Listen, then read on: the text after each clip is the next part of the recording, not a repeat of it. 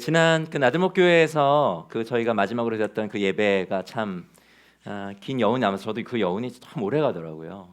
그리고 그 예배를 다시 드릴 수 없다라고 하는 거가 저에게 참 큰 여운이 남았는데, 근데 이제 그에 못지않게 지난주 그 주일날 우리가 드렸던 이제 동행에서의 첫 본격적인 이제 분교 분립을 하고 나서 드리게 된 우리의 첫 번째 예배도 저 개인적으로, 여러분 어떠셨는지 모르겠지만 저 개인적으로 굉장히 또 큰 여운이 많이 남았습니다.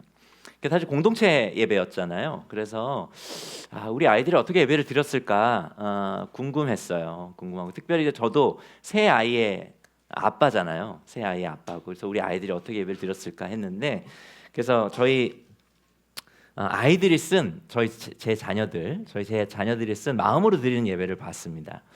근데 그 마음으로 드리는 예배를 보고 굉장히 큰 충격을 받았어요. 사실은 저희 딸이 예배에 사용하지 말아달라고 체크를 했는데, 여러분 이거 비밀로 해주시고, 여러분들 믿고 제가 잠시 한번 공개하도록 하겠습니다. 그래서 아주 이게 잘 적었어요. 결단, 잘 놀자, 그리고 기도, 우리 가족과 여행을 자유롭게 할 수 있게 해주세요. 무엇보다 소원이 제 마음을 찔렀어요. 제발 끝내라. 제발 끝내라. 그리고 감사 제목, 없다 없어. 근데 돌려받기를 원한답니다. 나중에 마이 리턴 서비스에 꼭 저희가 사실 이 아이들과 함께 드리는 이 예배가 자리 잡으려면 시간이 좀 걸릴 것입니다. 제가 확 느껴졌어요. 시간이 많이 걸리겠구나. 그래서 또 이제 부모님들, 어린 자녀를 둔 우리 부모님들 같은 경우 아이들과 함께 예배하는 게 아마 쉽지 않으셨을 거예요. 예배가 제대로 되지 않는 거가 본인도 잘 안 되고 우리 아이들도 잘 예배를 집중 못하는 것 같아요. 차라리 눈에라도 안 보이면 마음 편하게 나라도 예배를 드리지만 그런 여러 가지 아마 어려움들이 있으셨을 거라 생각합니다. 근데 어쨌든 이 모든 과정을 통해서 우리의 계승자들인 이 다음 세대 자녀들이 잘 예배자로 세워져 갈 수 있도록 우리의 마음과 기도를 잘 모았으면 좋겠습니다. 그래서 저도 언젠가 우리 할인이가 제발 끝내라가 아니라 제발 끝내지 말아주세요 라고 하는 그 소원, 근데 하나님과의 사귐이 너무 좋아서 이 예배가 정말 안 끝났으면 좋겠습니다, 이런 소원을 가지는 그런 아이로 커가게 될 것을 부모로서 기대하고 또 기도하고 있습니다. 6월 한 달간은 성경 가운데 등장하는 또 다른 계승자의 이야기를 좀 여러분과 함께 나누려고 합니다. 그 사람은 다름 아닌 디모데입니다. 이 모세의 뒤를 이은 여호수아도 그렇고요, 또 다윗의 뒤를 이은 솔로몬도 사실은 계승자로서 무척이나 부담이 컸겠죠. 모세와 다윗이라고 하는 걸출한 리더의 뒤를 잇는다는 것은 굉장히 큰 부담이었을 것입니다. 그런 부담을 동일하게 가졌을 신약의 인물이 누구냐 하면 디모데였을 거라 생각해요. 왜냐하면 디모데의 앞선 리더가 누구냐면 사도 바울이었기 때문에 그렇습니다. 이 바울은요, 신약 성경이 굉장히 많은 그 분량을 기록한 어떻게 보면 성경의 저자이죠. 그렇기 때문에 그는 뛰어난 사도였을 뿐만 아니라 그는 뛰어난 목회자였었고요, 그리고 뛰어난 선교사였고, 그리고 뛰어난 변증가였습니다. 사실은 이 바울의 전도 여행으로 인해서 이 복음이 유럽으로 전해져서 유럽 전역에 여러 교회들이 세워졌잖아요. 고린도 교회, 에베소 교회, 빌립보 교회, 골로새 교회, 데살로니가 교회, 그렇게 유럽 여러 교회들이 이 바울의 전도 여행으로 세워졌고, 또 초기 기독교의 기틀이 사실 이 사도 바울의 어떤 사역과 그리고 그의 서신서들과 그의 가르침에 의해서 그 기틀이 잡혔다고 해도 과언이 아닐 것이기 때문에 이 바울의 뒤를 잇는 계승자가 된다는 것은 사실 디모데에게 굉장히 큰 부담이었을 것입니다. 그 바울의 뒤를 이어서 그 에베소 교회를 목회했던 이 바울의 계승자, 이 디모데에게 바울이 개인적으로 보낸 디모데 전서를 우리는 6월 한 달 동안 함께 살펴보면서 하나님 나라의 위대한 계승자로 부름받은 우리 각 사람에게, 그리고 우리 교회에게 주신 하나님의 말씀에 함께 귀 기울여 보기를 원합니다. 그럼 그 기대를 가지고 오늘 본문 같이 한번 읽어볼까요? 오늘 본문은 디모데전서 1장 1절과 2절, 그리고 12절부터 17절까지의 말씀입니다. 제가 한 절, 여러분이 한 절, 그렇게 번갈아 교독하도록 하겠습니다. 제가 먼저 읽겠습니다. 우리의 구주이신 하나님과 우리의 소망이신 그리스도 예수의 명령으로 그리스도 예수의 사도가 된 나 바울이 믿음 안에서 나의 참 아들이 된 디모데에게 이 편지를 씁니다. 하나님 아버지와 우리 주 그리스도 예수께서 내려주시는 은혜와 자비와 평화가 그대에게 있기를 바랍니다. 나는 나에게 능력을 주신 우리 주 그리스도 예수께 감사를 드립니다. 주님께서 나를 신실하게 여기셔서 나에게 이 직분을 맡겨 주셨습니다.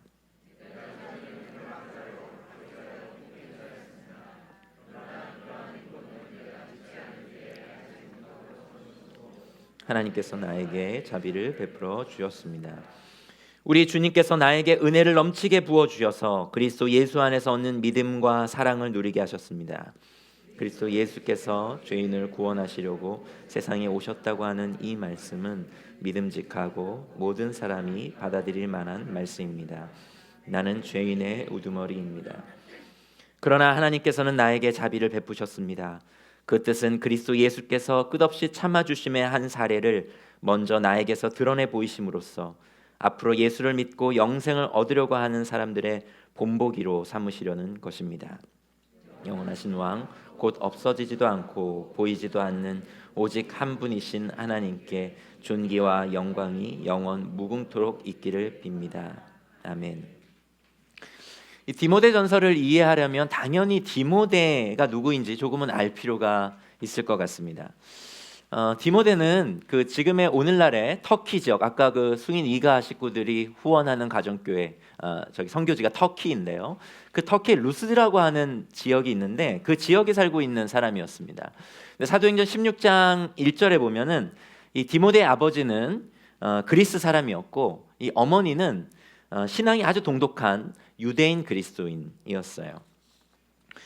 지도를 한번 잠깐 보실까요? 지도를 한번 보시면 이게 바울의 1차 전도 여행 지도입니다. C자를 기억하시면 돼요. C자. 그래서 안디옥을 떠나서 구브로섬, 키프로스라고 하는 구브로섬을 지나서 저 비스데 안디옥, 그 다음에 이고니온 루스트라로 가잖아요. 이 루스트라 지역에서 살고 있었던 사람이 바로 디모데였어요. 근데 이때 바울이 이 1차 전도 여행 때 여러 가지 놀라운 그 하나님의 역사를 경험하게 되는데 놀라운 그 전도 여행 기적을 경험하게 됩니다. 바울과 바나바가 앉아서 걷지 못했던 사람을 예수님의 이름으로 어쩌면 그 예수님께서 주신 권능으로 그를 일으켜 세워요. 그래서 그가 걷게 합니다. 그 기적을 보게 되고 그 루스트라 지역에 사는 사람들이 이들은 신이다 이렇게 해서 당시에 가장 유명한 신인 제우스, 그래서 바나바를 제우스라고 여기고 그 다음에 그때 바울이 말로 이렇게 전도하다 보니까 주로 이제 설교라든가 전도는 바울이 했던 것 같아요. 그래서 말과 언어와 매치가 되는 신 헤르메스라고 여기는 그런 일들이 이 사도행전 이야기에 나옵니다. 그래서 그 엄청난 기적을 경험했던 그 전도 여행의 땅이 선교지가 루스드라였는데, 근데 그곳에서는 또 엄청난 핍박도 사실은 경험하게 돼요. 바울이 그곳에서 이렇게 놀라운 하나님의 역사를 경험한 다음에 또 많은 사람들의 선동에 의해서 이 바울이 거기에서 핍박을 당하게 되는데 사람들이 바울을 향해 돌로 그를 이렇게 칩니다. 돌을 던져요. 그래 그 돌을 얼마나 많이 맞았는지 그가 거의 실신 상태에 있었던 것 같아요. 아마 피투성이 실신 상태가 됐겠죠. 그래서 사람들이 거기에서 이 바울이 죽은 줄로 알고 성 밖으로 그 바울을 내쳤다라고 하는 기록이 나와 있는데 그것을 경험한 지역이 이 루스트라 지역입니다. 근데 디모데가 거기 살았던 거죠. 그래서 우리가 가정할 수 있는 것은 디모데가 그 바울의 그 기적의 현장 그리고 핍박의 현장을 디모데가 직접 목격했을 수도 있고, 만약에 목격하지 못했다면 분명히 그는 그것에 대해서 들었을 것입니다. 들었을 것이에요. 그리고 바울이 이제 1차 전도 여행을 마치고 다시 안디옥으로 돌아와서 2차 전도 여행을 떠나는데 이번에는 육로로 해서 떠나게 됩니다. 그리고 다시 루스트라를 지나게 되죠. 여기에서 디모데가 다시 바울을 만나게 되고, 그리고 디모데는 이때 비로소 이제 바울의 전도팀에 합류하게 돼서 2차 전도 여행의 선교 여행을 디모데가 이제 바울과 함께 떠나게 됩니다. 그리고 나서 이제 유럽의 여러 지역들을 이제 바울과 함께 다니면서 유럽의 여러 교회들을 세우는데 이 디모데가 함께하게 되는 거죠. 네, 됐습니다. 디모데는 이게 오늘 이 본문에서도 이 바울이 디모데는 뭐라고 그러냐면 나의 참 아들이다 이렇게 표현하고 있는데, 그렇게 표현한 것처럼 바울에게는 굉장히 든든한 동역자였던 것 같아요. 그러니까 자랑스러운 자기의 계승자라고 생각했던 것이 분명합니다. 아까도 얘기했지만 이 바울이 아시아에서 유럽으로 건너가서 그 유럽의 여러 교회를 세우는 과정에서 동역했던 사람이 이 디모데였기 때문에 이 디모데의 이름은 바울이 여러 가지 그 여러 교회에 보냈던 이 서신서들, 편지들 가운데 그 첫 번째 그 인사말 있잖아요. 바울의 인사말. 제가 나 그리스도 예수 안에서 사도된 나 바울은 디모데와 함께 여러분에게 인사합니다. 이렇게 하면서 디모데의 이름을 같이 등장시키는데, 어떤 편지들의 디모데 이름이 등장되냐면은 고린도후서, 빌립보서, 골로새서, 데살로니가 전서, 데살로니가후서, 빌레몬서 등의 이 바울의 첫 이름 인사에 디모데 이름이 함께 등장하게 되죠. 뿐만 아니라 이 바울이 굉장히 어려움 가운데 있을 때에도 이 디모데는 그 바울의 어려움 가운데서도 바울을 떠나지 않고 또는 바울과 함께 동역하는 것을 보게 됩니다. 고린도 전후서를 읽어보면 고린도교에 여러 가지 많은 문제들이 생겼던 것들을 보게 되는데, 그때 바울이 고린도 교회에 편지를 쓰는 것뿐만 아니라 누구를 파송하냐면 디모데를 보내요. 네. 그 디모데로 하여금 교회의 그 어려운 일들을 잘 풀어갈 수 있는 리더십을 발휘할 수 있도록 디모데를 파송합니다.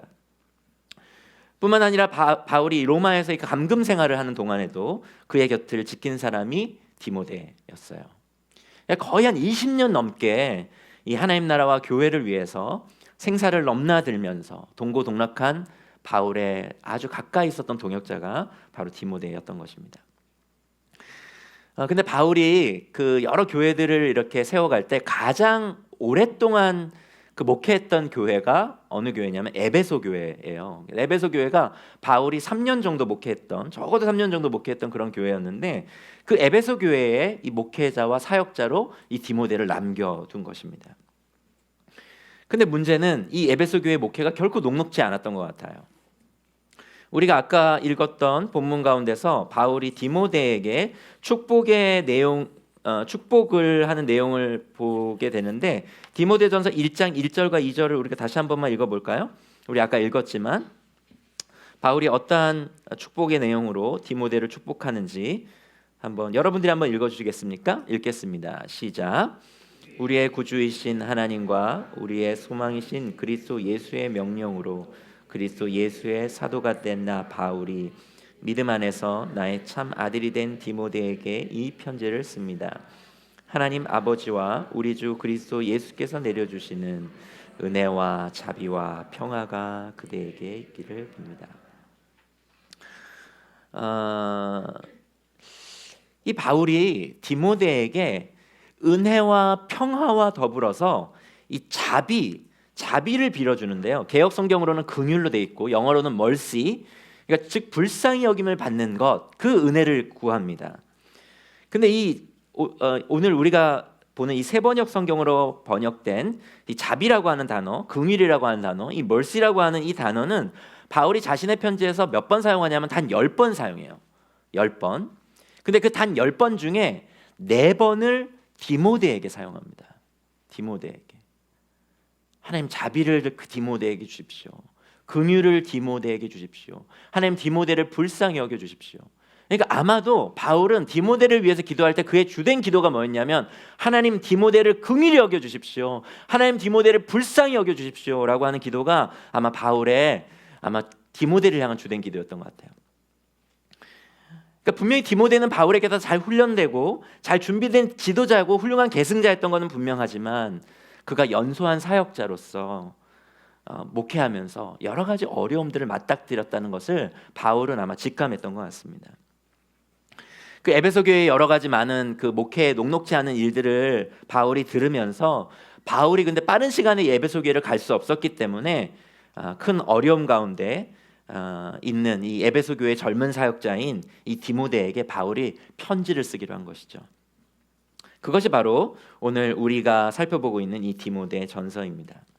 그러니까 바울은 이 편지를 통해서 후배 사역자가 교회를 세워가는데 있어서 중요한 것이 무엇인지를, 그 본질이 무엇인지를, 너가 놓치지 말아야 되는 것 무엇인지를 일깨움과 동시에 디모데를 진심으로 격려하고 싶었을 것이에요.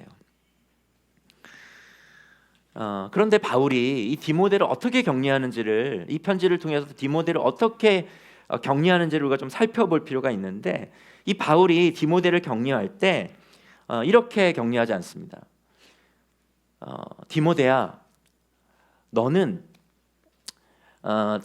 나중에 디모데 전서와 후서 뒤에 이제 디도서도 나오는데, 디모데와 디도는 다른 인물이었던 것 같아요. 가지고 있는 강점이 달랐던 것 같아요. 그래서 아마 디모데를 이 에베소 교회에 파송했던 것 같은데, 어쨌든 바울이 디모데를 격려해. 디모데야, 너는 이 디도에게는 이런 게 없지만 너에게는 그런 능력이 있지 않니? 어쩌면 디도는 열정은 있고 인격의 품은 넓을지 모르지만, 디모데 너는 하나님의 말씀을 잘 가르치고, 디모데 너는 하나님의 말씀을 잘 이해하고서 잘 설명할 수 있는 그런 강점이 있지 않니? 그렇게 디모데 안에 있는 어떤 특별한 능력과 디모데가 갖고 있는 어떤 그런 재능들, 은사들을 바울이 일깨움을 통해서 디모데를 격려하고 있지 않는다라고 하는 것입니다. 12절을 보시면 12절을 바울이 뭐라고 얘기하고 있습니까? 나는 나에게 능력을 주신 우리 주 그리스도 예수께 감사를 드립니다 하고, 바울이 오히려 자기의 이야기를 들려줘요. 자기의 간증을 뜬금없이 합니다. 그것을 통해서 바울이 디모데에게 강조하고 싶은 건 뭐예요? 내가 교회를 세워갈 수 있었던 비결이 뭔지 아니, 디모데? 그 비결은 내가 설교자로서의 어떤 능력을 가졌기 때문에, 탁월한 어떤 기획력과 소통 능력을 갖고 있기 때문에, 교회를 조직하고 이끌어가는 행정력과 리더십이 있었기 때문에 하나님께서 나를 이렇게 멋지게 사용하셔서 유럽의 여러 교회들이 세워졌던 게 아니야. 내 자신 안에 있는 어떤 그런 능력 때문에 교회가 세워진 것이 아니라, 내 밖에 계신 나와 다른 차원의 존재인 그리스도 예수로 말미암아 하나님은 나로 하여금 교회를 세우게 한 것이란다. 바울은 디모데를 어떻게 일깨워주고 있어요? 디모데 안에 있는 능력에 대해서 그것을 격려하고 칭찬하면서 디모데를 격려하는 것이 아니라, 디모데와는 다른 차원에서 능력을 주시는 그리스도 예수께 이 디모데의 시선을 고정시킴으로써 그를 격려하고 있다고 하는 것입니다. 여러분 기억하십시오. 그리스도인에게 생명력을 빼앗아서 그리스도인들을 쪼그라게 만들고, 그리고 쪼그라뜨리고 초라하게 만드는 것이 바로 뭐냐면, 무언가 내게 부족하다라고 하는 부재의식이에요. 이런 부재의식은 사실 우리 같은 현대인들의 아주 고질적인 습관입니다. 얼마나 많은 사람들이 주변의 사람들과 비교하면서 이런 부재의식을 갖고 사는지 몰라요. 끊임없이 우리 주변의 사람들과 비교하면서 우리에게 없는 것에 대해서 속상해합니다. 요즘에 여러분을 사로잡고 있는 생각이 뭐예요? 나는 왜 이런 게 없을까? 저 사람은 저것을 가졌기 때문에 저렇게 행복해하고, 저 사람은 저런 게 있기 때문에 저렇게 만족하는데, 왜 하나님은 저 사람에게는 저런 것들을 있게 하시면서 왜 나에게는 이것을 주시지 않을까? 왜 내게는 그런 것이 없을까? 왜 내게는 그런 능력이 없을까? 왜 내게는 그런 조건과 상황이 열리지 않을까? 그런 부재의식에 사로잡혀서 혹시 낙심하고 계시지는 않으셨습니까? 근데 여러분 우리가 꼭 기억하셔야 되는 것은, 이런 부재의식은 우리의 영혼을 좀먹는 나쁜 습관이라는 것을 잊지 마셔야 합니다. 반면에 그리스도인으로서 생생히 살아있게 만들고, 우리로 하여금 넘치게, 어쩌면 자유롭게 활기차게 그렇게 삶을 영위하고 살아갈 수 있게 하는 것이 있는데, 그 의식이 있는데, 그것은 뭐냐면 부재의식이 아니라 부채의식입니다. 즉 하나님의 사랑에 빚진 마음으로 가득했던 사람이 이 바울이었는데, 이 바울에게 가득했던 것이 바로 이 부채의식이었어요. 로마서 1장 14절과 15절에서 바울이 이렇게 얘기합니다. 제가 설교 안에는 못 드렸는데요, 제가 읽어보겠습니다. 나는 그리스 사람에게나 미개한 사람에게나 지혜가 있는 사람에게나 어리석은 사람에게나 다 빚을 진 사람입니다. 그러므로 나의 간절한 소원은 로마에 있는 여러분에게도 복음을 전하는 일입니다. 바울은 이러한 부채의식으로 가득했던 사람이에요. 그는 그리스도 예수를 통해 모든 것을 공급받았던 그런 사람이기 때문에 부재의식에서는 자유했고 충만한 부채의식으로 자기의 사역을 힘있게 감당할 수 있었던 것입니다. 빌립보서 4장 11절에서 13절에는 바울의 그러한 이 모습이 잘 나와 있는데 제가 역시 바울의 고백을 한번 읽어보겠습니다. 내가 궁핍해서 이렇게 말하는 것이 아닙니다. 나는 어떤 처지에서도 스스로 만족하는 법을 배웠습니다. 나는 비천하게 살 줄도 알고 풍족하게 살 줄도 압니다. 배부르거나 굶주리거나 풍족하거나 궁핍하거나 그 어떤 경우에도 적응할 수 있는 비결을 배웠습니다. 나에게 능력을 주시는 분 안에서 나는 모든 것을 할 수 있습니다. 바울에게 그리스도는 세상의 어떠한 분보다 어떠한 것보다 큰 분이었습니다. 이 세상의 가장 큰 개념, 가장 큰 것이 무엇이냐라고 얘기했을 때 바울에게 시험을 내서 세상에서 가장 큰 개념, 가장 큰 것이 무엇인지 적으시오라고 하면 바울은 서슴없이 그리스도라고 대답했을 것입니다. 그래서 에베소서에서 바울은 이 그리스도가 만물 안에서 만물을 충만하게 하는 분이라고 그가 묘사하고 있죠. 그렇기 때문에 바울을 충만하게 하고 바울을 가득 채우게 하는 분이 바로 그리스도라고 바울은 고백하고 있는 것입니다. 바울은 어쩌면 부재의식에 사로잡혀 있는, 그래서 약간은 낙심해 있고 어쩌면 위축되어 있는 이 디모데로 하여금 그리스도 예수에 대한 부채의식을 갖도록 디모데를 흔들어 일깨우고 있는지 모릅니다. 디모데야, 너에게도 나에게도 그랬던 것처럼 너에게도 그리스도가 계시지 않느냐. 우주보다 크신 분이, 우리를 충만하게 채우신 그 분이 너의 곁에 계시지 않느냐라고 그의 영적인 아들 디모데에게 사랑 가득히 그 편지를 띄우면서 흔들어 깨우고 있는지도 모릅니다. 그리고 바울은 이 1장 1절에서 2절의 짧은 구절 속에 우리라고 하는 단어를 무려 3번이나 사용해요. 한 번 정도는 쓰는 거는 이해할 수 있거든요. 근데 3번 정도를 반복해서 사용합니다. 우리 하나님, 우리 그리스도 예수, 우리 주, 이렇게 하면서 우리라고 하는 단어를 1절과 2절의 이 짧은 이 구절 안에 3번이나 풍성하게 사용합니다. 그건 뭐예요? 바울과 디모데, 그 바울이 가진 것, 디모데가 가진 것, 그래 디모데로 하여금 내가 가지지 못한 것, 이것에 집중되어 있는 이 디모데의 시선을 바울과 디모데 모두가 소유하고 있는 바울과 디모데의 교집합 되시는 그리스도를 그가 주목해야 하는 것이죠. 그래서 바울은 바울과 디모데의 교집합이 되시는 이 그리스도 예수가 나 바울의 것이 아니라 우리의 것이었고, 그렇기 때문에 디모데에게도 주어진 것이기 때문에 디모데 너를 통해서도 놀라운 교회가 세워질 것이다라고 하는 것을 일깨우고 있는 것입니다. 여러분, 저는 요즘 거의 디모데와 빙의가 일어나고 있습니다. 네, 빙의가 일어나고 있어요. 저 역시 이제 나들목 동행교회 이제 대표 목사로 사역하면서 위축되고 낙심되고 마음이 상할 때가 있을까요, 없을까요? 눈물이 나오려고 그러네. 있겠죠, 당연히 있습니다. 그럴 때 제가 자꾸 주목하게 되는 게 뭘까요? 제게 없는 것들입니다. 제게 없는 것들이에요. 제게 부족한 것들입니다. 그리고 앞선 선배 김영구 목사님과 자꾸 저를 이렇게 비교하게 돼요. 제가 주변에서 그런 얘기 많이 듣거든요. 목사님, 김영구 목사님과 비교하지 마세요. 목사님으로 우리는 충분합니다. 이렇게 격려를 많이 해주셔요. 근데 그게 말로만 들려요. 말로만. 진심으로 들리지가 않아요. 그래서 자꾸 이게 부족함이 생기면 목사님은 이런 게 있으셨는데, 목사님은 이런 능력이 있으셨는데, 이럴 때 목사님은 이렇게 하셨을 텐데 나는 왜 그렇게 못할까? 나는 왜 그게 안 될까? 제게 없는 것을 자꾸 주목하고 낙심하게 돼요. 하지만 오늘 하나님께서는 그러지 말라는 거예요. 오히려 김영군 목사님과 저의 교집합이신 그리스도를 주목하라는 거예요. 그리고 나들목 교회와 나들목 동행교회의 교집합인 그리스도를 우리가 붙들라라고 하는 거예요. 여러분, 교회는 어떤 위대한 설교자나 사역자, 그 세상 속에서 여러 영향력을 발휘하는 뛰어난 사람들이 리더가 될 때 성장하고 지속하는 것이 아니라 우리가 지난 4월 5월에 들었던 말씀처럼 그리스도로 말미암아 교회가 세워진다라고 하는 것을 우리 나들목 동행교회 우리 모두는 정말 믿어야 합니다. 아멘. 바울은 자신의 교회 사역을 감당할 수 있는 그 이유가 바로 그리스도 예수께서 자신에게 넘치는 은혜와 능력을 주셨기 때문이라고.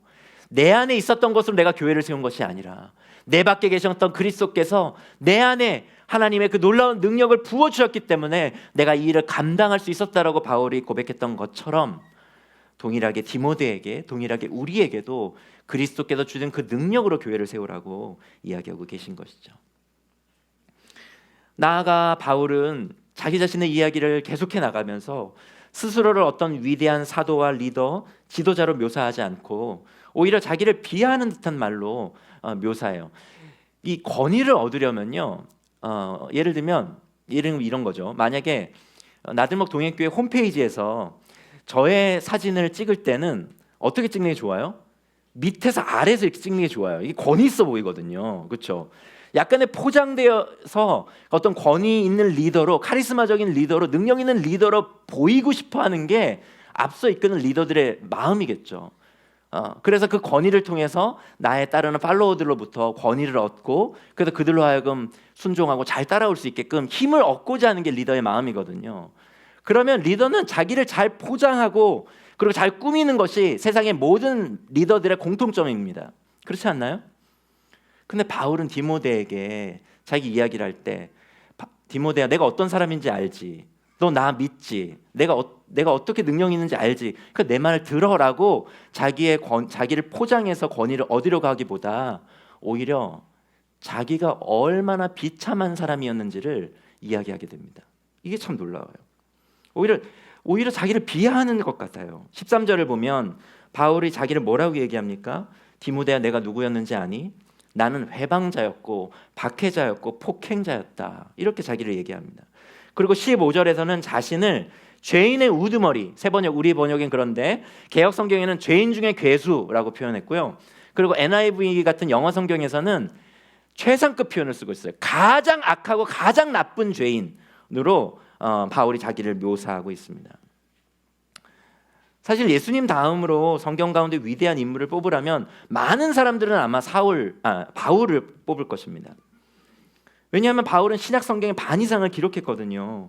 그의 편지가 성경으로까지 격상된 것은 그의 위대함이 얼마나, 그의 탁월함이 얼마나 뛰어났는지를 보여주는 것이겠죠. 하지만 바울은 스스로를 그렇게 여기지 않습니다.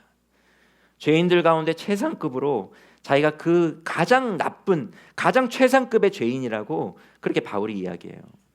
근데 여러분, 이게 바울이 겸손하고 지금 굉장히 겸손한 인물이기 때문에 그래서 겸양을 떠는 표현일까, 이 표현이? 물론 바울은 매우 겸손한 사람이었을 것입니다. 그러나 이거는 바울의 겸양의 표현이 아니에요. 이거는 바울의 정말 진심입니다. 바울은 그리스도 없이 살았던 자신의 삶의 비참함에 대한 자각을 분명히 했던 사람이에요. 사실 그리스도인이 될 수 있는 유일한 조건이 이것입니다. 그리스도 예수 없는 삶의 비참함에 대해서 자각하지 않는 사람은 누구도 그리스도인이 될 수 없어요. 그가 아무리 인품이 좋고 그가 좋은 이상을 가졌다 할지라도, 그가 능력이 많고 잘 교육받은 사람이라 할지라도 그리스도 예수 없어도 나는 충분하다고 하는 사람은 결코 그리스도인이 될 수가 없습니다. 바울은 예수를 무시한 정도의 사람이 아니었고요. 그가 사도행전에 보면은, 성경을 보면은 바울은 예수를 믿고 따르는 사람들을 세상에서 없애야 할 악으로 봤습니다.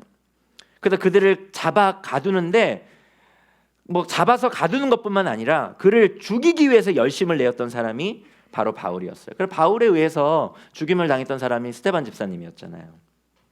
그는 해방자 맞았고요, 박해자 맞았고요, 무엇보다 그가 폭행자라고, 나는 폭력을 행사한 사람이다라고 얘기했는데 그것도 맞았습니다. 그의 폭력으로 인하여 그리스도 예수를 따르는 많은 제자들의 목숨을 잃었었거든요.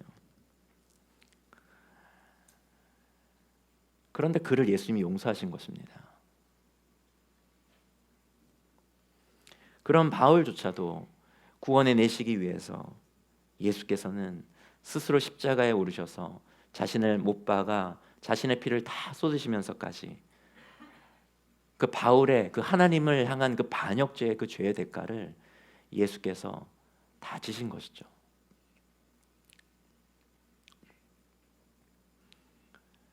15절에 그리스도 예수께서 죄인을 구원하시기 위하여 세상에 오셨다라고 하는 이 진술은 바울에게 그냥 철학적인 종교적인 수로가 아니라 자신의 모든 삶을 변화시킨 자신이 경험한 참 진리였던 것입니다. 때문에 바울은 디모데에게 자신을 어떤 따라야 할 모델로 제시하지 않아요. 오늘 바울이 분명히 그런 표현을 쓰고 있는데, 디모데야, 내가 너의 모델이 아니라 나는 그리스도 예수께서 변화시키시고 살리시고 용서하신 하나의 사례다, 하나의 예다. 그렇게 자신을 하나의 예로 제시합니다. 최고로 비참한 가운데 있었던 그 사람을 최고로 아름답고 의미 있는 삶을 사는 사람으로 변화시킨 그리스도 예수의 기적을 맛본 하나의 예로 바울은 자기를 제시하고 있는 것입니다. 바울은 말하는 것이죠. 여러분, 아까 홍진 목사님은 수학을 30점 맞았다고 했지만 저는 수학을 100점을 맞기를 참 자주 했던 사람이었습니다. 그것이 저와 박홍진 목사님의 차이죠.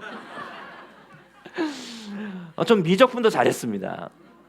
미적분을 잘하는 사람이라면 더하기 빼기를 못할 리가 있습니까? 없죠. 못할 리가 없습니다. 바울은 그의 얘기를 하고 있는 거예요. 미적분과 같이 어려운 문제 덩어리였던 나를 풀어내신 분이 그리스도 예수시다. 그렇다면 더하기와 빼기와 같은 이 땅의 수많은 사람들의 문제를 풀어낼 수 있는 사람이 그리스도가 아니겠니? 그 그리스도 예수께서 너를 통해서 놀라운 구원의 역사를 이루어 가실 것은 너무나 당연한 것이라고 바울은 이야기하고 있는 것이죠. 여러분 가운데 예수님이 나도 사랑하실까? 나의 문제도 푸실 수 있으실까? 나도 변화시키실 수 있으실까? 텅 비어버린 나를 그분이 나를 채우실 수 있으실까? 그렇게 생각하시는 분이 계십니까?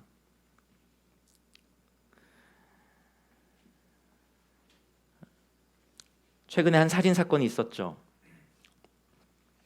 충격적인 것은 그 살인 사건에 한 유명 목사님이 연루되었다는 것입니다. 그 목사는 어느 날 한 여자 집사님의 가정에서 남편의 출타 중에 상담을 하다가 결국엔 그 여자 집사님과 성관계를 맺게 됐어요. 후에 그 집사님은 그 목사의 아이를 임신하게 되었습니다. 당황했겠죠. 그래서 그 당황한 목사는 그 임신된 아이를 그 집사님의 남편의 아이라고 그 남편이 믿게 하고 싶었지만은 남편이 꽤나 오랜 지방 출장을 가는 바람에 남편이 그것을 의심할 수밖에 없게 되자 이 목사는 살인 청부업자를 고용해서 그 남편을 아무도 몰래 살해한 사실이 뒤늦게 밝혀졌죠. 만약에 그 목사님이 여러분이 다니는 교회 목사님이라면 여러분 어떻게 반응하시겠어요? 근데 이 목사님은 여러분들 거의 대부분이 알고 존경했던 그런 분이어서 제가 이야기하면 여러분들 충격이 참 크실 것입니다. 눈치채신 분이 계시겠지만 이 사건은 다윗의 이야기예요. 다윗의 이야기입니다. 제 이야기 아닙니다. 최근에 일어난 어떤 실제 사건이 아니라 제가 성경에 기록되어 있는 다윗의 이야기를 오늘의 시대의 언어로 오늘의 신문적인 어떤 언어로 각색한 것이에요. 여러분 정말 다윗은 아까 얘기했던 지금 제가 얘기했던 묘사했던 이 목사님과 동일한 범죄를 저질렀던 인물이 다윗입니다. 우리들 대부분은 다윗을 위대한 왕이라 기억하지만 다윗은 이토록 악하고 약한 것으로 가득했던 사람이 다윗이에요.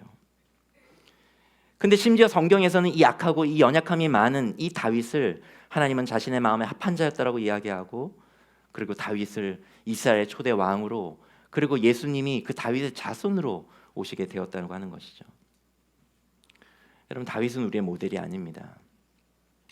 하나님께서 구원하시는 하나의 사례, 하나의 예인 것이죠. 바울도 마찬가지입니다. 성경에 등장하는 모든 사람도 모두가 그런 예들에 불과합니다. 조금 극단적으로 이야기하면은 성경이 모델로 제시하는 분은 오직 예수님밖에 없습니다. 그리고 바울을 비롯한 성경의 등장인물들은 모두 하나님의 긍휼을 입고 너무나 아름답고 아름다운 신적 성품과 경이로운 삶을 선물 받은 그런 사례들, 예들에 불과한 것입니다. 아직도 예수님도 나는 어쩔 수 없다고 생각하는 분이 계실까요? 여러분 가운데 계실까요? 만약 여러분이 그런 생각을 갖고 있다면 여러분이야말로 하나님의 최고의 사례가 될 것입니다. 최고의 예가 될 것이에요. 여러분, 교회는 이러한 사례들, 이러한 예들로 가득해야 합니다. 여러분, 교회는 어떠한 조직이에요? 교회는 그리스도의 긍휼로 변화된 사례들의 전시장이 되어야 합니다. 우리 나들목 공동체의 세례식이 감동적인 이유가 뭐예요? 이 세례를 받는 자들이 그 세상의 화려함을 가득 안고 있어서, 와, 세상에서 저런 사람도 우리 교회 세례 받네. 그래서 우리의 세례가 감동적인가요? 그렇지 않아요. 우리의 세례식이 감동적인 이유는 그들의 비참한 삶이, 그들의 비참했던 내면이, 그들의 깨어진 그 관계가, 그들의 비참했던 그 존재가 그리스도 예수의 사랑과 은혜로 아름답게 변화되어져가는 그 기적을 우리가 엿볼 수 있었기 때문에, 하나님의 은혜가 그 비참한 삶을 얼마나 아름답게 바꿀 수 있는지를 우리가 보기 때문에, 그 사례를 우리가 보았기 때문에, 볼 수 있기 때문에 우리의 세례식이 감동적인 것이죠. 나들목 동행교회 역사는 곧 이러한 긍휼의 애들의 역사이기를 소망합니다. 여러분 주위에 정말 어떻게 이런 사람이 교회 다니지? 라고 하는 여러분 마음에 상함을 주고 시험에 들게 하는 사람이 있어요, 없어요? 있을 것입니다. 네. 그런 사람들을 볼 때 여러분이 마음을 바꿔야 돼요. 어떻게 저런 사람이 교회를 다니지?가 아니라 정말 또 하나의 하나님의 좋은 사례가 생기겠구나, 이렇게 생각을 하셔야 합니다. 네. 우리 할인이의 마애가 또 하나의 좋은 사례가 될 것을 저는 믿습니다. 나중에 할인이가 세례식을 받을 때, 세례 받을 때 저 마애를 띄웠으면 좋겠어요. 얼마 전에 저희 그 교회 재정을 담당하는 자매에게서 제가 전화를 받았습니다. 저희 교회는 대표 목사에게 일정량의 유류비를 제공합니다. 여러분 아시나요? 네. 일정량의 유류비, 그러니까 목양을 하고 상담을 하고 또 사역에 필요한 그 교통비, 여비 교통비로 유류비를 지원을 해요. 근데 제가 그 5월 초에 부모님 댁, 저희 부모님이 그 다양의 펜션을 하는데 거기에서 이제 그 뒤에 우리 엔지니어 하는 우리 정호 형제랑 몇몇 친구들이, 아이들, 그러니까 아빠들이 애들만 데리고 엄마들에게 자유를 주자 해서 애들을 다 데리고 아빠들끼리 모여가지고 한번 단양에 한번 놀러 간 적이 있어요. 근데 거기에서 이제 제가 주유를 하고 그 영수증을 유류대로 이게 제가 제출을 한 거죠. 예. 그러니까 자매가 전화가 왔습니다. 목사님, 사역이 아닌 사적 용도로 이 주유비를 청구한 것이 맞습니까? 이렇게 저에게 굉장히 정중하게 저에게 전화를 했어요. 사실 그 유류대는 월 얼마로 책정되어 있기 때문에 어디에서 주유를 했든지 어떤 영수증을 내든지 사실은 이전 나들목 교회에서는 크게 개의치를 않았어요. 예. 그래서 나들목 교회에서는 용납되는 일이었기 때문에 저도 그렇게 했던 것이죠. 근데 그 전화를 받고 사실 마음이 좀 불편했습니다. 제 안에 이런저런 변명과 항변의 목소리가 막 울렸어요. 나는 헌금 외에 이러한 물질을 교회를 위해 쓰고 있고 뭐 이런 마음들이 막 올라왔어요, 제 안에. 지금 감정이 올라오고 있나요? 네. 근데 제가 그때 깨닫고 성찰한 것이 있습니다. 우리 성도들은 내가 의식하지 못했던 나의 돈 씀씀이까지 유심히 보고 있구나. 그리고 이 성도들이 고백이 담긴 그 헌금으로 주어진 이 사역비를 내가 사용할 때에는, 그것이 설령 사역으로 사용된다 할지라도 정말 하나님을 두려워하는 마음으로 공동체의 덕과 유익을 위해 긴장을 가지고 사용해야 하는 거구나. 그것이 하나님 앞에서 내가 부끄럽지 않는다 할지라도 그 수준까지, 그 수준을 넘어서 하나님께서 요구하시는 그 가장 아름답고 덕스럽고 사랑 가득한 수준까지 내가 가야 되는 거구나. 그렇게 성찰이 되고 나니까 제게 그런 경각심을 일깨워준 그 자매가 얼마나 소중하게 느껴졌는지 모릅니다. 그리고 그런 이야기를 제가 다 들을 수 있었던 저 자신도 되게 기특했어요. 사실 저는 여러 연약함을 갖고 있습니다. 그 중에 가장 대표적인 연약함이 뭘까요? 네, 가장 대표적인 연약함이 오늘 제가 커밍아웃 하나 합니다. 그게 뭐냐면 경제 영역입니다. 그러니까 얼핏 보면은 저는 이렇게 사람들에게 좀 이렇게 넉넉하게 보일 수는 있어요. 넉넉하게 보일 수 있습니다. 제가 이렇게 돈에 욕심이 많지는 않거든요. 정말입니다, 여러분. 돈에 욕심이 많지는 않아요. 그래서 뭐 이렇게 막 그래서 막 저축을 한다거나 그렇다기보다도 근데 그 돈을 사용하는 것에 있어서 연약함이 좀 있어요. 저 솔직히 이쁜 거, 좋은 거 이런 거 되게 좋아합니다. 비싼 거, 그게 또 비싸요. 그런 거 좋아합니다. 그래서 실제로 그것을 같이 보는 사람이 저희 가족이겠죠. 저희 아내. 늘 그렇습니다. 늘 제 아내가 참 그걸로 마음이 많이 어렵습니다. 네. 그럴 뿐만 아니라 저희 가정교회 식구들도 그걸 보잖아요. 저희 가정에서 이렇게 가정교회를 하면은 주마다 뭐가 가정 올 때마다 뭐가 생기는 거예요. 공기청정기, 목사님 공기청정기 바뀌었네요. 뭐 예를 들면 이런 것들이 막 생기는 거죠. 그래서 제가 2015년에 그 가정교회 식구들이 로부터 그 한 해를 마감했던 걸로 기억하는데, 한 해를 마감하면서 우리가 송년회 하면서 그때 이제 각 우리 지체들에게 상을 줬어요. 우리 뭐 예를 들면 이 사람은 찬양으로 잘 섬겨줬습니다. 이 사람은 뭘 했습니다. 근데 제가 받은 상이 뭐였냐면은 잠깐 한번 보여주겠어요? 제가 받은 상이 이거였습니다.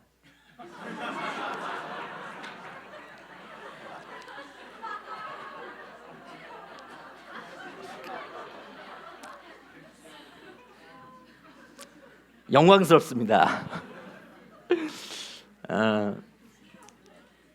여러분, 그래서 가정교회가 필요합니다. 아멘. 우리 가정교회 식구들이 지혜롭게, 이제 꺼주세요. 빨리 치워주세요. 네.